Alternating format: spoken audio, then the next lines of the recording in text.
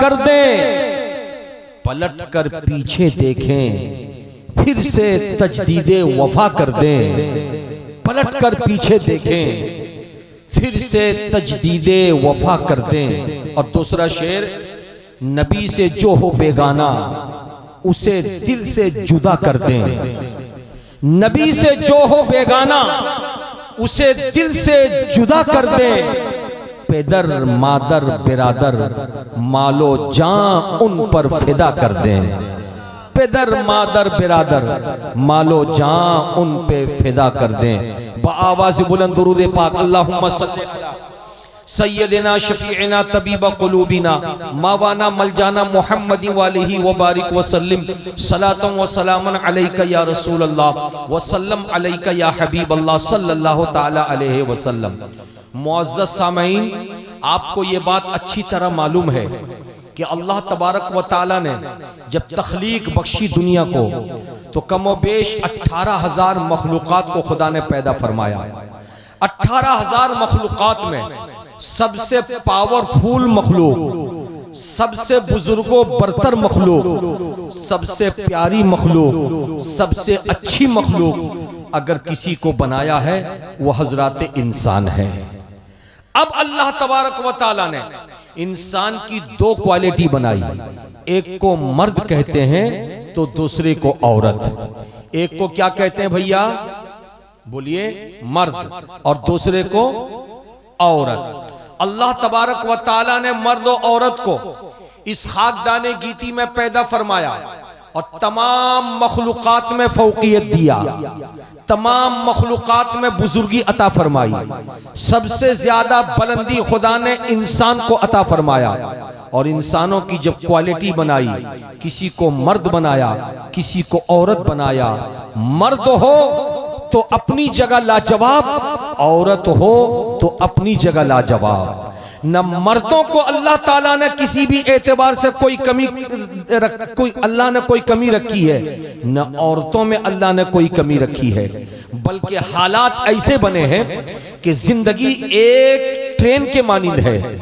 उस ट्रेन के लिए दो पहियों का होना जरूरी है। एक पहिए का नाम मर्द है तो दूसरे पहिए का नाम, बोल दीजिए, औरत है। एक पहिया हो दूसरा पहिया न हो तो गाड़ी चल नहीं सकती। गाड़ी के चलने के लिए दो पहियों की जरूरत है, तो इंसानी जिंदगी भी एक गाड़ी के मानिंद है जिसको मर्द की भी जरूरत है और औरत की भी जरूरत है। लेकिन मर्दों में जहां आप गुफ्तगू सुनते हैं कि अल्लाह तबारक व ताला ने मर्दों को बहुत अजमतें अता फरमाई, चुनांचे हमारे मुकर्रिरीन आते हैं, हमारे शोरा आते हैं, जब अपनी जबान वो खोलते हैं तो उनकी जबान जब खुलती है तो मर्दों की तारीफ व तौसीफ होती है। चुनांचा सिद्दीक अकबर की बात हो तो वो भी मर्द हैं, फारूक आजम की बात हो तो वो भी मर्द हैं, उस्मान गनी की बात हो वो भी मर्द हैं, अली मुर्तजा की बात हो वो भी मर्द हैं, इमाम हुसैन की बात हो वो भी मर्द हैं, शहनशाह बगदाद गौसे आजम की बात हो तो वो भी मर्द हैं, गरीब नवाज की बात हो तो वो भी मर्द हैं, मखदूम समनानी की बात हो तो वो भी मर्द हैं, आला हजरत की बात हो तो वो भी मर्द हैं, मुजाहिद मिल्लत की बात हो तो वो भी मर्द हैं। ये बहन हमसे पूछती है, ये माँ हमसे पूछती है, ये बेटी हमसे पूछती है, आपकी बीवी आपसे पूछती है कि सारे के सारे मर्द ही हैं जिन्होंने इस्लाम का डंका बजाया, क्या औरतों ने कुछ नहीं किया?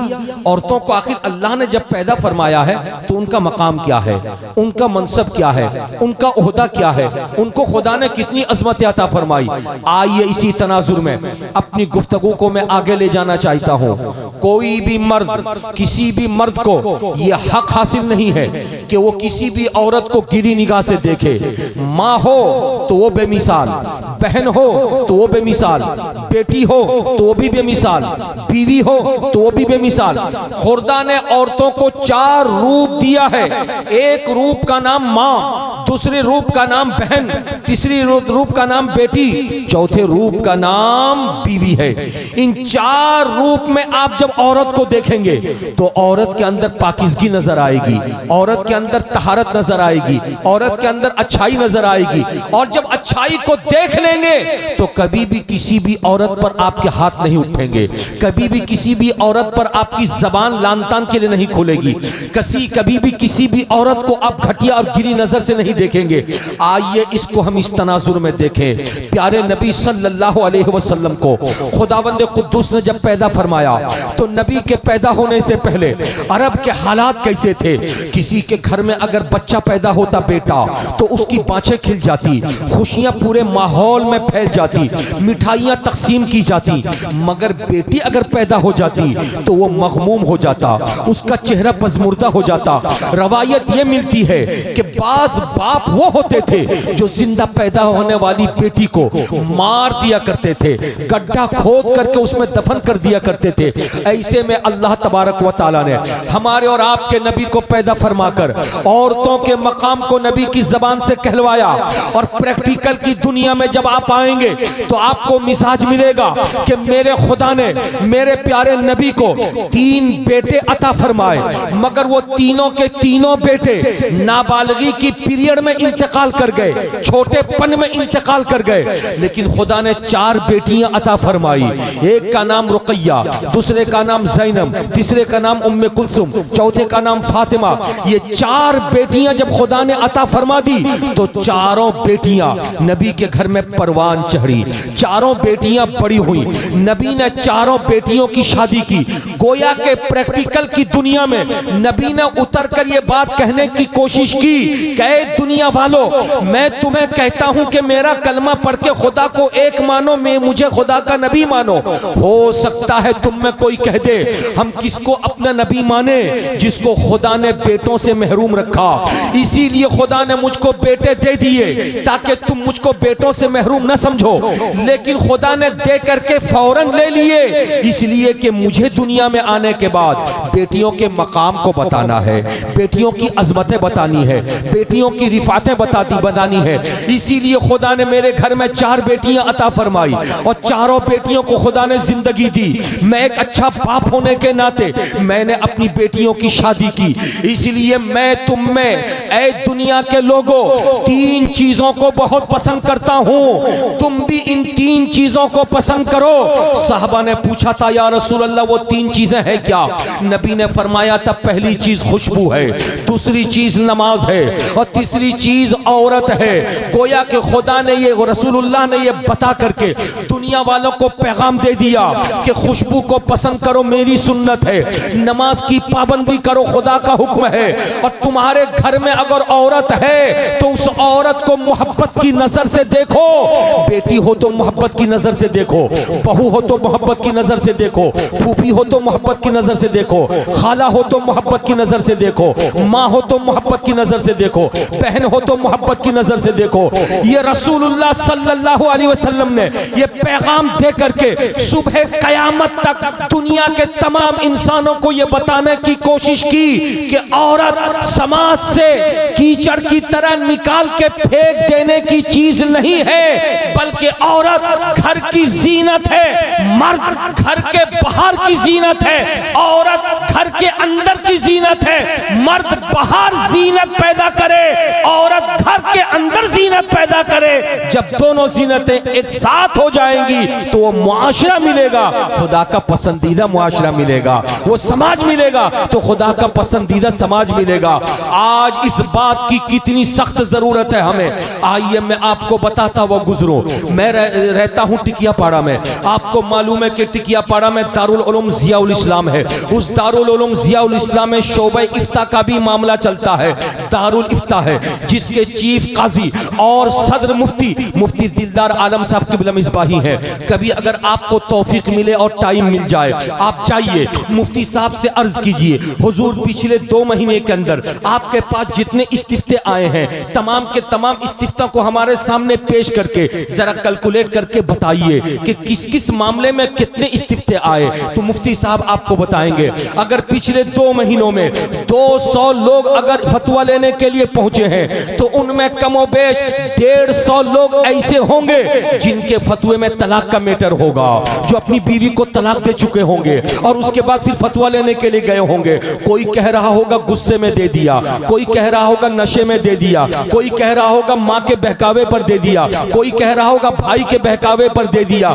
मैं पूछना चाहता हूँ, आज हमारे समाज में तलाक का मैटर इतना आम कैसे हो गया? क्या हमने बीवी की अजमत को नहीं देखा, बीवी की अजमत को नहीं पहचाना? अगर नहीं पहचाना है तो आओ नबी कौनो मकां की बारगाह में आओ। मेरे प्यारे आका मदनी ताजदार, नबियों के इमाम, रसूलों के सुल्तान औरतों के मुताल्लिक फरमाते हैं, औरत का 4 रूप है। चारों रूप को नबी ने कैसे पसंद फरमाया? इस तरह पसंद फरमाया, अगर औरत बेटी है तो मुस्तफ़ा जाने रहमत फातिमातुज़ ज़हरा के घर तशरीफ लाते हैं। नबी की प्यारी बेटी है, लख्ते जिगर है, नूरे नजर है। इरशाद फरमाते हैं, बेटी फातिमा घर पे हो, जैसे आवाज सुनती है फातिमा अपने बिस्तर से उठ करके दरवाजे पर आ जाती है। मुस्तफ़ा प्यारे घर के अंदर तशरीफ ले जाते हैं, बेटी फातिमा के पेशानी को बोसा देते हैं और ऐलान करते हैं, फातिमा तुम सिर्फ मेरी बेटी नहीं हो बल्कि मेरे जिगर का टुकड़ा हो। कहो सुभान अल्लाह, मेरे जिगर का टुकड़ा हो। नबी ने बेटी को कैसा प्यार दिया, आओ जरा सा ज़हन करीब करो। अगर एक औरत बहन है तो नबी कौनो मकान सल्लल्लाहु अलैहि वसल्लम ने बहन को प्यार दिया। प्यारे आका अलैहिस्सलाम की कोई बहन नहीं थी, उनका कोई भाई नहीं था, अपने अब्बा अम्मा के अकेले थे। लेकिन जो उनकी उम्र 6 साल की हो हुई थी, अम्मी फातिमा, अम्मी आमिना का इंतकाल हो चुका था। मगर प्यारे नबी सल्लल्लाहु अलैहि वसल्लम की पैदाइश के बाद दूध पिलाने वाली हलीमा थी, जिन्होंने दूध पिलाया था।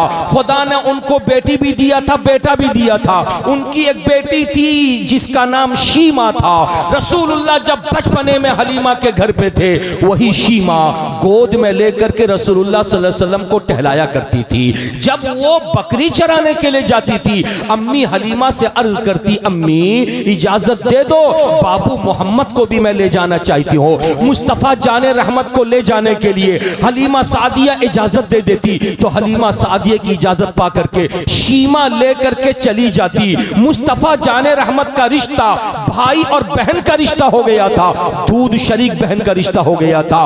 वो शीमा जब शादी कर ली और अपने आबादी में चली गई, नबी कौनो मकान सल्लल्लाहु ताला अलैहि वसल्लम के सहाबा ने एक मर्तबा जंग किया। जिस इलाके में घर था शीमा का, उसी इलाके के कुछ लोगों को मुस्तफ़ा जाने रहमत के सहाबा ने गिरफ्तार कर लिया था। हजरत शीमा के पास इलाके के लोग पहुंचे और कहने लगे, वो मोहम्मद है जिनसे तुम्हारा रिश्ता है, चल करके गांव के लोगों को छुड़ा लो। हजरत शीमा थी जो चली हैं और दरवाजे मुस्तफ़ा पर पहुंची है। नबी कौनो मकां को खबर मिली कि कोई खातून आई है मुझसे मिलने के लिए। नबी ने इरशाद फरमाया, बुलाओ। जब वो करीब गई, नबी ने शीमा को देखा, शीमा ने नबी को देखा, दोनों की पहचान हो गई। पूछा था रसूलुल्लाह ने, बहन शीमा क्यों आई हो? अर्ज करने लगी, भैया मैं इसलिए आई हूँ, सुना है कि आपके कुछ फौजियों ने मेरे इलाके के लोगों को पकड़ लिया है, इसलिए मैं छुड़ाने के लिए आई हूँ। इतना सुनने के बाद कौनैन का ताजदार खड़ा होता है, एक अच्छे भाई होने का रोल अदा करता है, एक अच्छे भाई होने का सबूत पेश करता है। मेरे आका फरमाते हैं, बहन शीमा अगर इलाके के लोगों को छुड़ाना था तो तुम्हें आने की जरूरत क्या थी? अपने घर पे रह करके सिर्फ मेरे पास खबर भेज दी होती, सिर्फ मेरे पास पैगाम भेज दी होती कि भैया मोहम्मद मेरे इलाके के लोगों को छोड़ दो। बहन मैं तुम्हारी इतनी इज्जत करता हूं, अगर तुम्हारी खबर आ जाती तो मैं तुम्हारे लिए गांव के लोगों को छोड़ देता।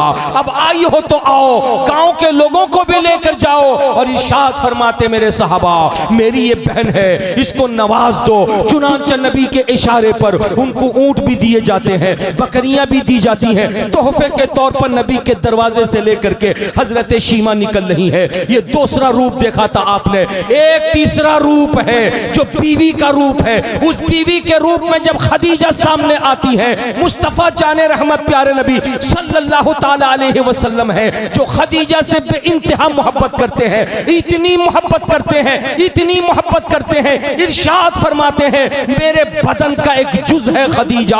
और जब शादी हुई प्यारे नबी की, दूसरी तीसरी चौथी पांचवी छठी सातवीं, इस तरह पे दर पे कई बीवियां आई, तो उनमें हजरत आयशा सिद्दीका आई, अपने हुजरे में बैठ करके पानी नोश कर रही है आयशा। आका ने फरमाया, आयशा मुझे भी पानी पिलाओ। रसूलुल्लाह के कहने पर जैसे पानी का बर्तन दिया, मिट्टी का बर्तन था, रसूल ने उस बर्तन को लिया और लेकर के बर्तन को घुमाना शुरू किया। आयशा पूछती है या रसूल अल्लाह क्या देख रहे हैं? आका फरमाते हैं मैं उस जगह को तलाश कर रहा हूं जिस जगह पे तुम्हारे होंठ लगे हैं। या रसूल अल्लाह वजह क्या है? वजह यह है जहां पर तुम्हारे होंठ लगे हैं वहीं पे अपना होंठ लगा करके मैं पानी पीऊंगा, इसलिए कि होंठ के जगह पे तुम्हारा लुआब लगा है और मेरा भी लुआब लगेगा। जब मियां बीवी का लुआब एक जगह लग जाता है तो मोहब्बत में इजाफा हो जाता है, प्यार में इजाफा हो जाता है। ये तीसरा रूप आपने देखा था।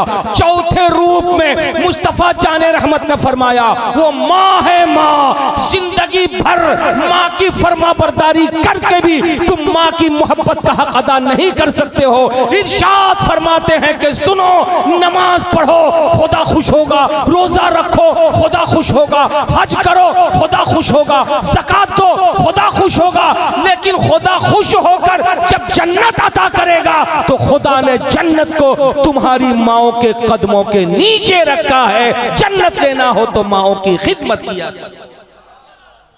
मेरे बुजुर्ग और दोस्तों, आपने ये देखा कि चार रूप को रसूलुल्लाह सल्लल्लाहु अलैहि वसल्लम ने किस तरह निभाया है। अरे बोलो भाई, चार रूप को रसूलुल्लाह ने किस तरह निभाया है। अब जरा सा ठहरो, आज हमारे मुआशरे में देखो तलाक की नौबत आ रही है। इस तलाक की नौबत की वजह से हालात ऐसे बने हुए हैं, किसी के घर की बहू आज अपने घर में सलामत अगर है तो वेलकम है, और अगर सलामत नहीं है तो उस घर के ऊपर मातम करना चाहिए। बेचारा वो घर वाला यानी शौहर कामकाज के लिए कोई बेंगलोर में है, कोई हैदराबाद में है, कोई केरला में है, कोई मुंबई में है, कोई दिल्ली में है, अपनी बीवी बाल बच्चों को घर पे छोड़ करके गया है। लेकिन कहते हैं ना, मौलवी का दुश्मन मौलवी होता है, राजमिस्त्री का दुश्मन राजमिस्त्री होता है, लकड़ी मिस्त्री का दुश्मन लकड़ी मिस्त्री होता है, ड्राइवर का दुश्मन ड्राइवर होता है, औरत का दुश्मन भी औरत होती है। फर्क इतना है, एक औरत बहू है तो दूसरी औरत सास है। ये सास जिसकी बेटी दूसरे के घर में है पूरे गांव में घूम रही है कहते हुए मेरी बेटी को मेरे उसके ससुराल में लोग देख नहीं पाते, मेरी बेटी पर जुल्म होता है। कभी सास का जुल्म, कभी ससुर का जुल्म, कभी देवर का जुल्म, कभी ननन का जुल्म, कभी शौहर का जुल्म। लेकिन वो सास भूल गई कि मेरे घर में भी तो दूसरे की बेटी है। मैं उस बेटी के साथ अगर इंसाफ करूंगी तो मेरी बेटी के साथ भी दूसरी जगह इंसाफ होगा।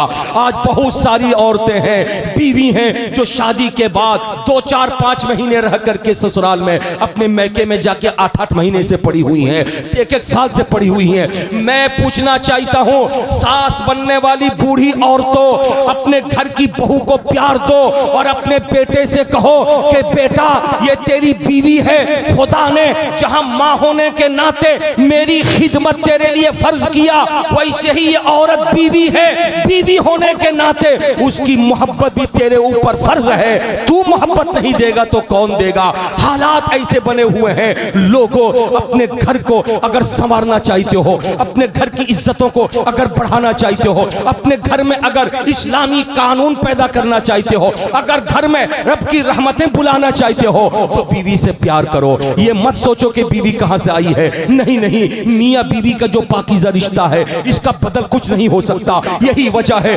आक़ाए कायनात सल्लल्लाहु अलैहि वसल्लम ने 50 बरस की उम्र तक एक ही बीवी रखी। मुस्तफ़ा जाने रहमत की एक बीवी हजरत खदीजा है, दूसरी नहीं है। लेकिन जब खदीजतुल कुबरा का इंतकाल हो गया, नबी 50 बरस के थे तो नबी ने फिर शादियां की, दूसरी किया, तीसरी किया, चौथी किया, पांचवी किया, छठी किया, सातवीं किया, आठवीं किया, नौवीं किया, 10वीं किया, 11वीं किया। ये पै दर पै रसूलुल्लाह ने जो निकाह किया, वजह क्या थी? गोया के दुनिया के लोगों को मुस्तफा जाने रहमत थ्योरी के साथ साथ प्रैक्टिकल में बताना चाहते हैं कि याद रखो तुम्हारे घर की जीनत तुम्हारी बीवी है। बीवी से जो जितना प्यार करता है अल्लाह की बारगाह में वो उतना मुकर्रब हो जाया करता है। झूम के बोलो सुभान अल्लाह। हजरात मुकर्रम, आपकी बात, मेरी बातों को सुन करके आपके दिल में खलबली मची होगी। आप सोच रहे होंगे मौलाना कैसी बात कर रहे हैं, तो घर जाने के बाद ये औरत हमको छोड़ेगी नहीं और तिरछी निगाह डालेगी और कहेगी देख लिया मौलाना को, कितनी अच्छी तकरीर की है, कितनी प्यारी तकरीर की है, सुन लिया, बहुत मुझको बोलते हो। आप सोचेंगे मौलाना पता नहीं काहे ये उन्वान पेश कर रहे हैं। किसी भी इंसान को भेद नहीं बताना चाहिए, राज नहीं बताना चाहिए। औरत को राज मालूम हो जाएगा, जीना दो भर कर देगी। नहीं नहीं, औरत जीना दो भर नहीं करेगी। औरत मरती है तो आपके लिए मरती है, औरत तड़पती है तो आपके लिए तड़पती है, औरत सोचती है तो आपके लिए सोचती है। एक बुजुर्ग की बारगाह में एक मर्द गया था, जिस मर्द ने अपनी बीवी के खिलाफ जाकर के बुजुर्ग के सामने बहुत कुछ बताया, यानी उसके ऐब को शुमार किया। मेरी बीवी के अंदर ये कमी है, मेरी बीवी के अंदर ये कमी है, मेरी बीवी के अंदर ये कमी है। बुजुर्ग इंतहाई मतानत के साथ जवाब देते हैं। कितना प्यारा जवाब देते हैं, तवज्जो के साथ सुनिएगा। जवाब देते ये बता, तेरे घर का बावर्ची कौन है? उसने कहा मेरी बीवी है। तेरे घर का धोबी कौन है? कहा मेरी बीवी है। तेरे घर का सफाई सुथराई करने वाला भंगी कौन है? कहा मेरी बीवी है। तेरे बच्चों को खाना पका के खिलाने वाला कौन है? कहा मेरी बीवी है। तेरे कपड़े को धो करके प्रेस करके रखने वाला कौन है? कहा मेरी बीवी है। तेरे लिए खाना बनाने वाला कौन है? कहा मेरी बीवी है। तू जब बाहर चला जाता है तो पल पल फोन करके तेरी खैरियत पूछने वाला कौन है? कहा मेरी बीवी है। अल्लाह अल्लाह, बुजुर्ग फरमाते हैं बावर्ची भी वही, धोबी भी वही, आया भी वही, भंगी भी वही, खिदमत गुजार भी वही। बोल इसके बदले में तो उसको कितना पैसा देता है? का कुछ पैसे नहीं देता। बुजुर्ग खड़े हो गए, फरमाया जा, निकल जा मेरी खानका से, तुझसे बड़ा नाहंजार कोई नहीं। जो बीवी तुझे कपड़ा धुल करके दे, जो बीवी तेरे बाल बच्चों की हिफाजत करे, जो बीवी तेरे लिए खाना बनाए, जो बीवी तेरे लिए घर की सफाई करे, जो बीवी तेरे पीठ के पीछे में तेरे रिश्तेदारों की खिदमत करे, उस बीवी की अच्छाई तुमको नजर नहीं आती, सारी बुराई तुमको नजर आती है। वो इंसान तौबा करता है। मैं आपके सामने इस हिकायत के जरिए ये सुनाना चाहता हूं कि बीवी के अंदर जहां बहुत सारी कमी है, वहां बहुत सारी अच्छाइयां भी है। कमी को नजरअंदाज कर दो ये सोच करके कि खुदा ने मर्द की टेढ़ी हड्डी से औरत को पैदा फरमाया है। औरत के अंदर कुछ टेढ़ापन होगा, लेकिन टेढ़ेपन को सीधा करने जाओगे तो टेढ़ी हड्डी टूट जाएगी, तलाक हो जाएगी, मगर वो टेढ़ी हड्डी सीधी नहीं होगी। इसलिए तुम प्यार दो, बीवी को मोहब्बत दो। एक तरफ तुम मोहब्बत दोगे, बीवी तुम्हारे लिए पलके बिछा देगी, मोहब्बत के साए में तुम्हें लेकर के खुदा की बारगाह में शुक्राना अदा। हजरात मुकर्रम, आओ जरा सा करीब देखो। बहन की बात मैं आपके सामने कर रहा था, लेकिन बहन की बातों को करने से पहले मैं आपको यह सुनाना चाहता हूं, आप में कितने लोग हैं जो बहन की शादी में दिल खोल करके खर्च किए? 4 लाख, 5 लाख, 10 लाख, 20 लाख, खुदा ने जितना दिया आपने खर्च किया। लेकिन जरा सा कलेजे को हाथ में लेकर के बोलिए, बाबा के मर जाने के बाद, अम्मा के मर जाने के बाद आप में कितने लोग हैं जो बहन को प्रॉपर्टी का हिस्सा दिए? हो सकता आप कहें उसकी शादी में तो 7 लाख रुपया खर्चा कर दिया, अब हिस्सा कैसा? 10 लाख खर्चा कर दिया, अब हिस्सा कैसा? ठहर जाओ मुसलमानों। तकरीर की जब बारी आती है तो पब्लिक उठ करके चली जाती है। नात सुनने की बारी आती है तो पब्लिक आपके इलाके की इकट्ठी हो जाती है। नात में इश्क रसूल ही आपको मिलेगा, इस्लाम का पैगाम कुछ नहीं मिलेगा। लेकिन पैगाम इस्लाम जब पेश करने की बारी आती है, आप सुनने के लिए तैयार नहीं हो। आओ सुनो, मैं आपको बताता हुआ गुजरो। हिंदुस्तान के हालात कितने खराब हो गए, दिन ब दिन 2014 के बाद से अब तक खराब होते चले आ रहे हैं। इसलिए कि मरकजी तख्त नशी वो इंसान बैठा हुआ है कि जो इंसान हुकूमत पे काबिज होने के बाद उसने अपना नस्बुलैन बना लिया है। हर उस चीज को टॉर्चर करो जो चीज मुसलमानों से रिलेटेड हो, मजहब इस्लाम से रिलेटेड हो। हजरात, मुस्लिम घर की औरत का मामला हो तो हुकूमत ने मुदाखलत किया। तलाक के सलासा का मैटर हो, हुकूमत ने मुदाखलत किया। एनआरसी का मामला हो, हुकूमत सामने आ गई। सीए का मामला हो, हुकूमत सामने आ गई। अभी सरे दस्त जो बड़ी आफत आई है, हो सकता है आप लोगों के कानों तले ये बात आई हो, औकाफ का मामला। इस मामले को पार्लियामेंट के दोनों ऐवानों में पास करके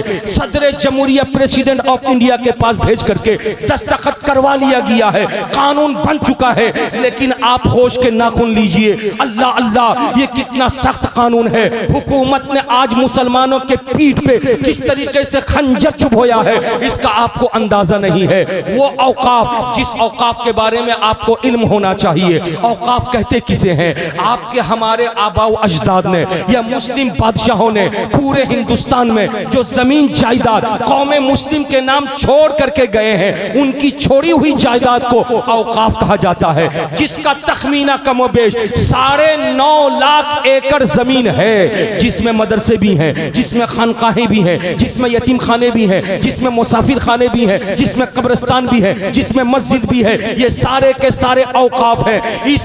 इन औकाफ का मामला ऐसा था, अब तक हिंदुस्तान में वक्फ प्रॉपर्टी पे कब्जा अगर था तो बोर्ड का कब्जा था। उस बोर्ड के जरिए जो काम होता था, उस काम से मुसलमानों को फायदा मिलता था। हाँ, मुतवल्लियों को ज्यादा फायदा मिलता था, इसलिए कि मुतवल्ली काबिज थे, लेकिन आम मुसलमानों को भी फायदा मिलता था। मस्जिदें जो वक्फ प्रॉपर्टी में है, आम मुसलमान नमाज पढ़ता था। जो कब्रिस्तान वक्फ प्रॉपर्टी है, मुसलमान को वहां दफन किया जाता था। लेकिन नया कानून आ गया है, कान खोल के सुन लो मुसलमानों, वक्फ बोर्ड को खत्म करके एक नई कमेटी गठन की जा रही है, जिस कमेटी में मुसलमानों के अलावा गैर मुस्लिम भी मेंबर का होना लाजिम और जरूरी है। और जब गैर मुस्लिम मेंबर बन जाएंगे, हुकूमत का कंट्रोल हो जाएगा, तो फिर कंट्रोल हो जाने के बाद अब मस्जिदें हिंदुस्तान की महफूज नहीं रह सकेंगी, मदरसे महफूज नहीं रह सकेंगे, खानकाहें महफूज नहीं रह सकेंगी, दरबार महफूज नहीं रह सकेंगे, कब्रिस्तान महफूज नहीं रह सकेंगे। आप एक मकान बनाते हैं, जिस तरह आप अपने इलाके के इलाके के जिम्मेदारों से इजाजत लेते हैं, यानी कारपोरेशन से हो या फिर म्युनिसिपैलिटी से हो, इजाजत लेकर के आप घर बनाते हैं। हो सकता आने वाले दिनों में आपके मेरे घर में कोई अगर मर गया, अपना जाती कब्रिस्तान है तो ठीक है, और अगर जाती नहीं है, इलाके का कब्रिस्तान है, तो हो सकता उसके लिए तहरीरी तौर पर इजाजत लेनी पड़ेगी। इधर मुर्दा घाट पे सोया होगा, उधर कारपोरेशन से इजाजत लेनी पड़ेगी। अगर इजाजत न दी जाए तो मुर्दा ऐसे ही घाट पर रह करके सड़ जाएगा, उसको दफन नहीं कर सकते हैं। जिन मस्जिदों में हम नमाज पढ़ते हैं, अगर वक्फ प्रॉपर्टी है तो वक्फ प्रॉपर्टी की वजह से हो सकता है मस्जिद में किसी जुमे में मौलाना ने कोई ऐसी बात कर दी हो जो बात हुकूमत की नजरिए के खिलाफ हो, तो हुकूमत हो सकता है उसमें ताला लगा दे। ऐसे माहौल में मुसलमान तड़पेगा। आप तो कम तड़प रहे हो, मैं कम तड़प रहा हूं, ये कम तड़प रहे हैं, वो कम तड़प रहे हैं, लेकिन तड़पने वाले उत्तर प्रदेश में तड़प रहे हैं। उन उत्तर प्रदेश के जांबाज सिपाहियों को, मुसलमानों को मैं लाखों सलाम करता हूं, जो जान को हथेली में लेकर के रास्ते पर उतर गए हैं। उनके खिलाफ गवर्नमेंट ने साजिश रचते हुए उनकी गिरफ्तारी का ऑर्डर भी दे दिया है। ऐसे माहौल में वो मुसलमान पीछे नहीं है। अगर उन्होंने आखिरी जुमे में, रमजान के आखिरी जुमे में काली पट्टी बांधी है, या ईद की नमाज में अगर काली पट्टी बांधी है, तो चुन चुन करके कैमरे के जरिए मुसलमानों को पकड़ा जा रहा है। 2-2 लाख रुपए का जुर्माना आयद किया जा रहा है। ऐसे माहौल में मुसलमान क्या करे? ईद की नमाज के हवाले से ऐलान होता है, रास्तों पे, सड़कों पे नमाज नहीं पढ़ी जाएगी। रास्तों पे नमाज पढ़ना बंद कर दिया। अपनी छतों पे अगर नमाज पढ़ रहे हैं तो छतों पे नमाज पढ़ने पे पाबंदी लगाई जा रही है। ऐसे माहौल में मुसलमान कहां जाएगा? मुसलमान, सही कहा था जनाब हलचल सिवानी ने, हो सकता खुदा नाराज हो गया हो। अगर खुदा नाराज हो जाता है तो मुसीबतें दस्तक देने लगती है, और वो मुसीबत शैतान की शक्ल में आने वाला कोई हुक्मरान होता है। इसलिए कि मैंने किसी किताब में पढ़ा था, जब जुल्म जोर पर होता है तो जालिम हुक्मरान इंसान के दिलो दिमाग पे मुसल्लत कर दिया जाता है। ए भाइयों, कहीं हमारे घर में जुल्म तो नहीं हो रहा है कि हमारे ऊपर जालिम हुक्मरान आ गया? कहीं हम बेटे के हक को हड़प तो नहीं कर रहे हैं? कहीं बीवी के हक को हड़प नहीं कर रहे हैं? कहीं माँ को इज्जत नहीं दे रहे हैं? कहीं बाप को इज्जत नहीं दे रहे हैं? कहीं बहन को उसका हक नहीं दे रहे हैं? हो सकता है हमने और आपने ये कदम उठाया हो, जिसकी वजह से आज जालिम हुक्मरान हमारे सर पर बैठा है। इसलिए इस फूल बागीचा की धरती पे खवातीन की अजमतों को बयान करते हुए सखावत हुसैन बरकती आपको बोलने की जसारत कर रहा है कि खुदा के कानून को फॉलो करो। जब तुम खुद फॉलो करोगे तो जालिम हुक्मरान को कहने के लिए तुम्हारे पास जबान होगी। और अगर हुकूमत को मालूम हो जाए कि ये खुद अपना हक दूसरे को नहीं देता है तो जालिम हुक्मरान के लोग हंसने लगेंगे। इसीलिए इस्लाम का कानून है, तुम्हारी बहन जो तुम्हारे बाप और तुम्हारी माँ की औलाद है, जिस पेट में तुम 9.5 महीना रहे, बहन भी उसी पेट में रही है। जिस सीने से तुमने दूध पिया है, बहन भी उसी सीने से दूध पिया है। इसलिए बहन चाहे लखपति हो चाहे करोड़पति हो, खबरदार खबरदार, माँ बाप की जायदाद पर उसका हिस्सा है। जो कुछ भी माँ बाप छोड़ करके जाएं उसको 3 हिस्सों में तकसीम करो। 2 हिस्से भाई के होंगे, 1 हिस्सा बहन का होगा। लिज़्ज़करे मिस्लु हस्सिल उनसयैन, कुरान ने कहा है। इसलिए भाई बन करके बहन के हिस्से को मत खाना, भाई बन करके बहन के हिस्से को मत दबाना। अगर तू दबा लिया तो वक्त औकाफ के मामले में तुझे बोलने का फिर हक नहीं होगा, वरना दूसरा कहेगा बहन का हक खाने वाला चला है औकाफ का मामला लड़ने के लिए। इसलिए मुसलमानों बेदार हो जाओ, औरतों की इज्जत करो, औरतों की अजमतों को समझो। औरत हमारे समाज की एक ऐसी प्यारी और अनोखी चीज है जिसका बदल कुछ नहीं हो सकता, जिसका मुआवजा कुछ नहीं हो सकता। मुस्तफा जाने रहमत प्यारे नबी सल्लल्लाहु अलैहि वसल्लम ने इस औरत को पाकीज़ा और इस औरत को अजीमुशान करार दे करके दुनिया के लोगों पर एहसान जताया है। इसलिए मुसलमानों, मैं आपसे कहना यह चाहता हूँ, जलसा खूब करो, जलसों में जाओ, लेकिन जब मुकर्रिरीन आ जाए उनकी तकरीरें सुनो और सुन करके उनकी तकरीरों से कुछ सीखो। खाली सिर्फ और सिर्फ खाना पूरी के लिए हर इलाके में जलसा मत करो। जलसा करने से पहले ये सोचो कि जलसे से हमें कुछ सीखना है। हलचल भाई, मुझे अफसोस हुआ, मेरे आने के बाद मैंने लिस्ट देखी थी आज के जलसे में तकरीर कितनी देर होनी है, नातखानी कितनी देर होनी है। मुझे बड़ा अफसोस हुआ, बड़ा अफसोस हुआ। रात के 9 बजे से लेके सुबह के 4 बजे तक जलसा होगा, लेकिन तकरीर के लिए 2 वक्ता हैं, 2 मुकर्रिर हैं। एक मुकर्रिर का टाइम 55 मिनट मेरा और दूसरे मुकर्रिर का टाइम 45 मिनट मौलाना गुलाम अली का। 55 और 45 कितने हो गए? 1 घंटा 40 मिनट। यानी पूरी रात में सिर्फ 1 घंटा 40 मिनट तकरीर होगी और पूरी रात नातखानी होती रहेगी। ये नातखानी करते करते क्या सीखा आपने? नातखानी सुनते सुनते क्या सीखा आपने? आपके इलाके में एक यूनिवर्सिटी नहीं है, आपके इलाके में कॉलेज नहीं है, आपके इलाके में एक डॉक्टर खाना अपना नहीं है। आपकी बच्ची, हमारी बच्ची जब किसी स्कूल कॉलेज में जाती है तो गवर्नमेंट इतनी सख्त है, आने वाला दौर बहुत पुरखतर आ रहा है। बहुत सारे कॉलेजेस में निकाब को उतार के आने की गारंटी दी जा रही है, पाबंदी लगाई जा रही है। मुस्लिम हो के गैर मुस्लिम कोई निकाब में नहीं आ सकता, बुर्के में नहीं आ सकता। एहतजाज हो रहा है। कभी आपने सोचा कि हम इसी मिदनापुर की धरती पे हर बस्ती के लोग मिल करके एक अपना कॉलेज बनाएंगे? इसलिए कि दूसरों के कॉलेज में जाते हैं तो हमारी बहू बेटियों को नंगा कर दिया जाता है। हम अपना कॉलेज बनाएंगे ताकि इस्लामी उखुवत व मसावत को पेश करके अपनी बच्ची को इस्लामी तहजीब दे करके हम आला से आला तालीम दिलवाएंगे।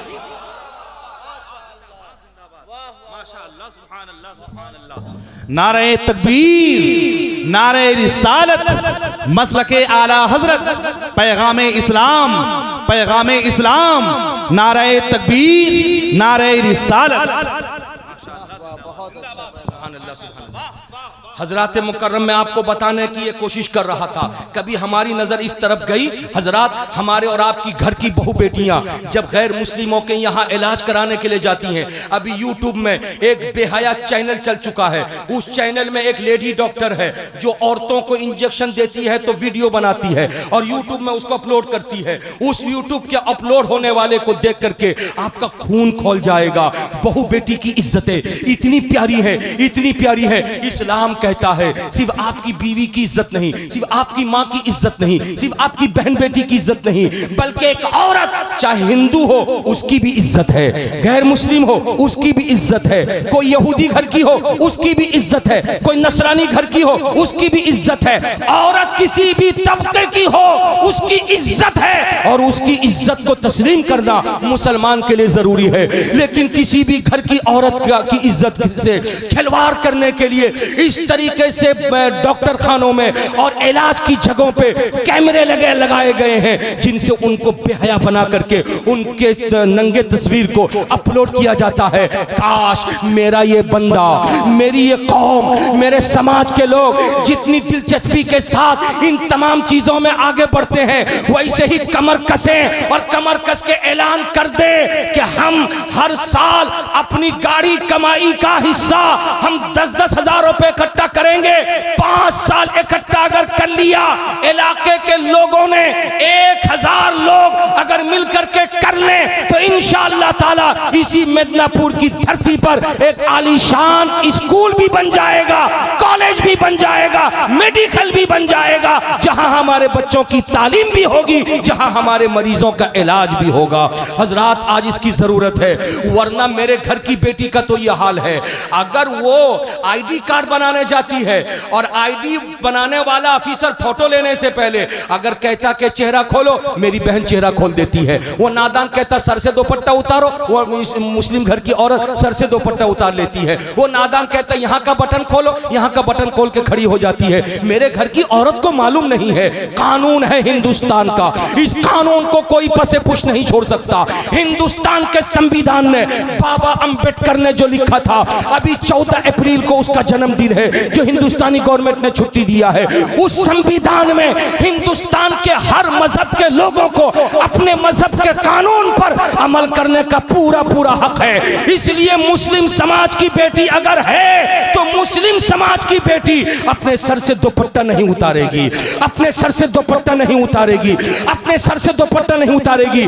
मेरी बहन को यह मालूम नहीं है, इसलिए मालूम नहीं है कि मेरी बहन मोबाइल लेकर के दिन भर पेर पार करती है, उसको टिकटॉक बनाने से फुर्सत नहीं है, उसको गंदी फिल्में देखने से फुर्सत नहीं है, उसको पाकिस्तानी सीरियल देखने से फुर्सत नहीं है, उसको इस्लाम का कानून मालूम करने का टाइम कहाँ है, उसको अच्छी तकरीर सुनने का टाइम कहाँ है। उसके लिए तो अगर मामला आ जाए तो शायरों को सर्च करके वो नात सुनेगी, तकरीर नहीं सुनेगी, वो मजहब इस्लाम का कानून नहीं जानेगी। यही वजह है बाप का क्या मकाम बेटी नहीं जानती, माँ का क्या मकाम बेटी नहीं जानती, बहू का क्या मकाम माँ बेटी नहीं जानती, अब्बा का क्या मकाम बेटी नहीं जानती, नमाज किसे कहते नहीं मालूम, रोजा किसे कहते ये नहीं मालूम, अल्लाह के बारे में क्या अकीदा होना चाहिए नहीं मालूम, रसूलुल्लाह के बारे में क्या अकीदा होना चाहिए नहीं मालूम।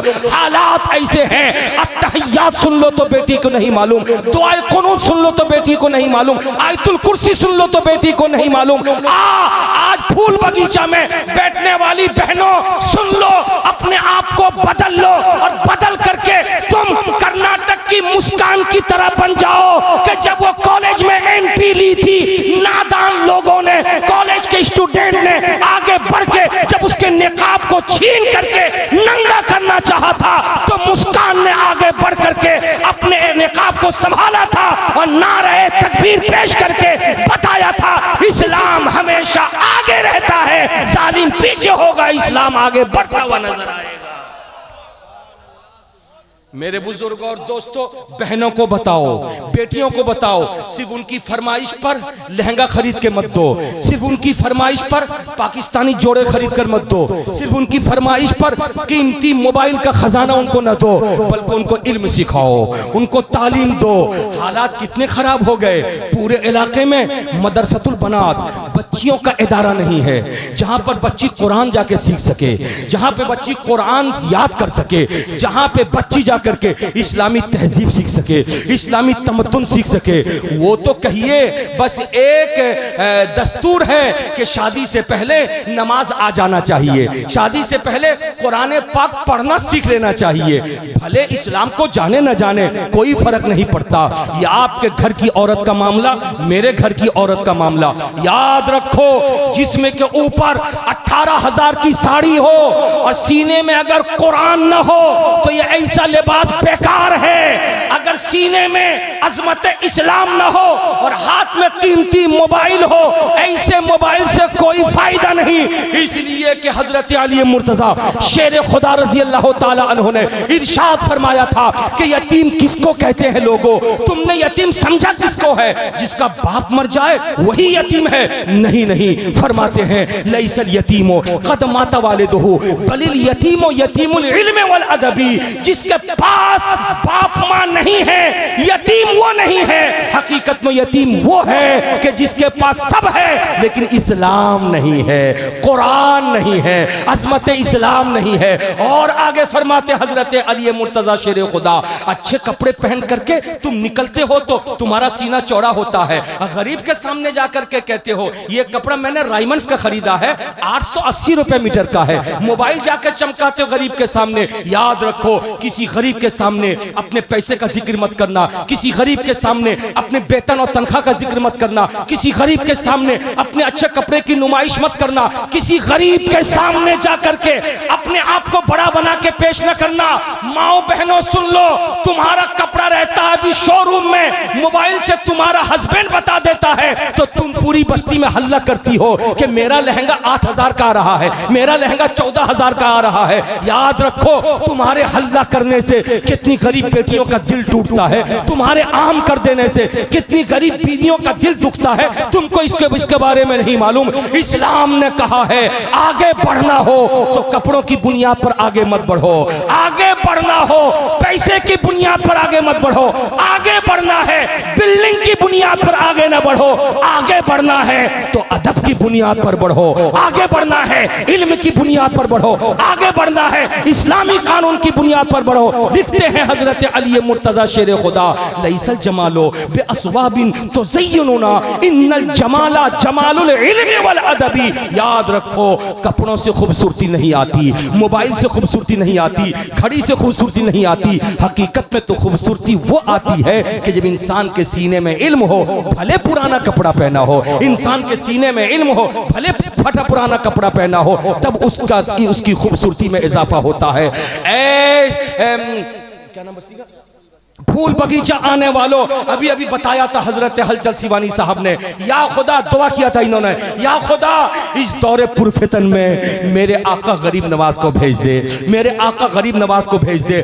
गरीब नवाज तुमको गए हुए 1000 बरस हो गए, गरीब नवाज तुमको गए हुए 1000 बरस हो गए, तुमने वो कौन सा गुल खिलाया है जिसकी बुनियाद पर 1000 बरस के बाद भी तुम्हारी तमन्ना दुनिया कर रही है? आखिर तुमने क्या किया है? हम तारीख पढ़ते हैं, तुम्हारे बदन पे तो फटे पुराने कपड़े रहते थे, मेरे गरीब नवाज पैबंद लगे हुए कपड़े तुम पहनते थे। क्या इन कपड़ों के बारे में लोगों को मालूम नहीं? मालूम है।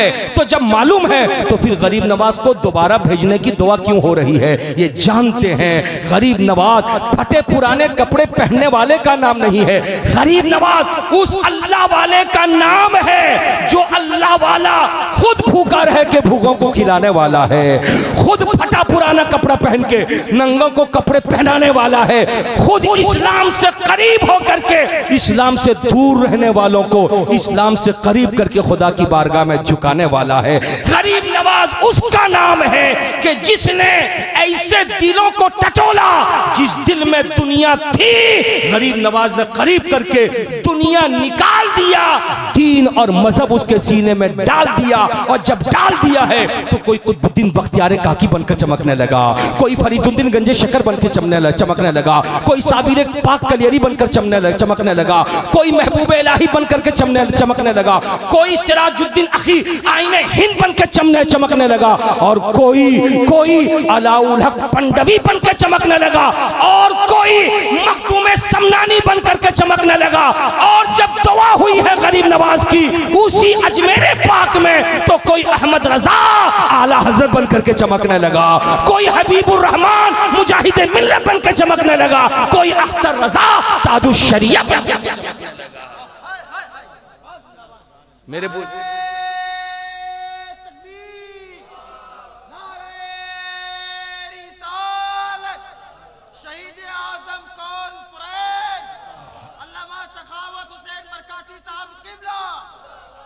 प्यार से बोलिए सुभान अल्लाह। इसलिए मेरे बुजुर्ग और दोस्तों, कोई जरूरी नहीं कि रात के 4 बजे तक जलसा किया जाए, जलसों का रूट बदलिए, अंदाज बदलिए, 1 बजे से 1:30-2 के अंदर जलसा खत्म कीजिए ताकि लोगों को सोने का मौका सोने का मौका भी मिले, फजर की नमाज भी लोग पढ़े, और आने वाले दिन में अगर किसी इलाके में जलसा हो तो लोग उस जलसे में भी शरीक हो, ये सोच करके कि चलो 2 बजे तक तो जलसा खत्म हो जाना है। हजरात जब जलसे का रूट बदल जाएगा, जब जलसे का अंदाज बदल जाएगा, तो हजरात कोई जलसा नाकाम नहीं होगा, चंद लोगों के सामने फिर खिताब नहीं होगा, मजमा भरा रहेगा। आज जरूरत है कि इस्लाम सीखा जाए, आज जरूरत है मजहब सीखा जाए, आज जरूरत है कुरान सीखा जाए।